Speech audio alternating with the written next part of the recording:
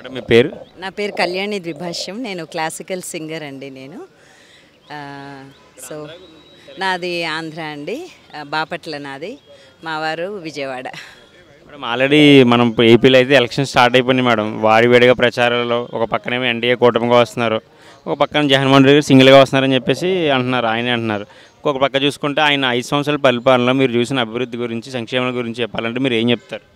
అభివృద్ధి ఏముందండి, అందరూ బాధపడుతున్నారు. అభివృద్ధి ఏం లేదని బాధపడుతున్నారు. అంటే నాకు సంబంధించి ఒక 2-3 ఫీల్డ్స్, నేను కల్చరల్ ఫీల్డ్లో ఉన్నాను కాబట్టి అసలు ఆ ఫీల్డ్లో అందరికీ అసంతృప్తే. తర్వాత రియల్ ఎస్టేట్ కానీ ఏది కూడా ముందుకి పుంజుకోవట్లేదు. బాగా ఈ గవర్నమెంట్లో అన్నీ పలచబడిపోయే, ఏది అభివృద్ధి జరగట్లేదు అని అందరి అభిప్రాయం కూడా. నేను ఎంతోమంది దగ్గర అంటే ఈ విషయం డిస్కస్ చేసినప్పుడు ఏదన్నా అంటే మేము సపోజ్ మాకు కొన్ని ల్యాండ్స్ ఉన్నాయి, మేమేవో పర్చేస్ చేయాలనుకున్నాము, అట్లా వాటి గురించి మేము ఇది చేసినప్పుడు గవర్నమెంట్ మారితే తప్ప అభివృద్ధి జరగదు అని చెప్పి వెయిట్ చేస్తున్నాం మేము. సంక్షేమ పథకాలు అయితే అందరికీ అందేసాయని చెప్పేసి చాలామంది అంటున్నారు మేడం, మీరేం చెప్తారు? అందరికీ అంటే కొంతమందికే అందుతున్నాయండి. జస్ట్ అంటే క్యాజువల్గా మేము వెళ్ళినప్పుడు ఒక ఇంట్రెస్ట్, నాకేం పెద్ద పాలిటిక్స్ మీద మాట్లాడేంత నాకు ఇవి లేవు, కానీ ఇన్ జనరల్ నేను ఆటో వాళ్ళని లేకపోతే క్యాబ్ డ్రైవర్స్ని వాళ్ళని ఎప్పుడైనా అడిగినప్పుడు అందరికీ అయితే అందట్లేదు అనే నేను విన్నాను. 3 క్యాపిటల్స్ అని చెప్పేసి టైం అంతా వేస్ట్ చేశారంటారు మేడం. క్యాపిటల్ ఇంతవరకు ఏం జరిగిందండి? అసలు క్యాపిటల్ అనేది లేదు. అసలు ఇంత దారుణం అసలు ఆంధ్రప్రదేశ్. ఇప్పుడు కనీసం కూటమి గెలిచి చంద్రబాబు నాయుడు గారు వస్తే మళ్ళీ అభివృద్ధి పదంగా ఆంధ్రప్రదేశ్ నడుస్తుందని మాత్రం నేను ఖచ్చితంగా అనుకుంటున్నాను. పవన్ కళ్యాణ్ గారు పిఠాపూర్ నుంచి పోటీ చేస్తున్నారు మేడం. ఈసారి ఆయన విజయ అవకాశాలు ఎలా ఉంటాయంటారు? తప్పకుండా గెలుస్తారు సార్, పవన్ కళ్యాణ్ గారు తప్పకుండా గెలుస్తారు. అలాగే లోకేష్ గారు మంగళగిరి నుంచి పోటీ చేస్తున్నారు, ఆయన విజయ అవకాశాలు ఎలా ఉండొచ్చు? తప్పకుండా అది కూటమికి తప్పకుండా వస్తుందని నా అభిప్రాయం. తప్పకుండా ఒక ప్రభంజనంలాగా వస్తుంది సార్ ఈసారి.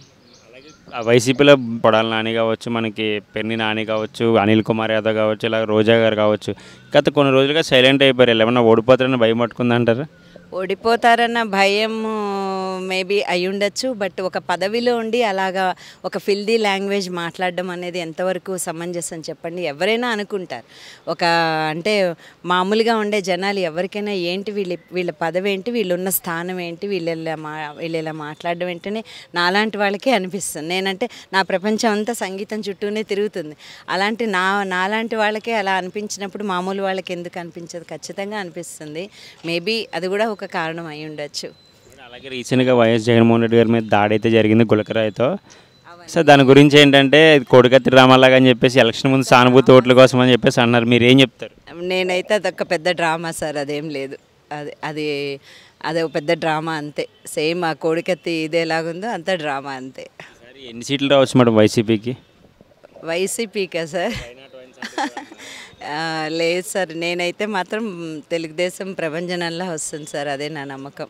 ఏపీ ప్రజల్లో మీరు ఒక ఏపీ వాసిగా మార్పు రావాలని కోరుకుంటున్నాను. తప్పకుండా మంచి మార్పు జరిగి ఆంధ్రప్రదేశ్ అభివృద్ధి ప్రదంగా ముందు ఎవరు వచ్చినా సరే ఆంధ్రప్రదేశ్ మాత్రం తప్పకుండా అభివృద్ధి జరగాలి ఆంధ్రప్రదేశ్కి అని కోరుకుంటున్నాను. తప్పకుండా చంద్రబాబు నాయుడు గారు వస్తారు, అభివృద్ధి పదంగా తీసుకొస్తారు. Okay madam, thank you.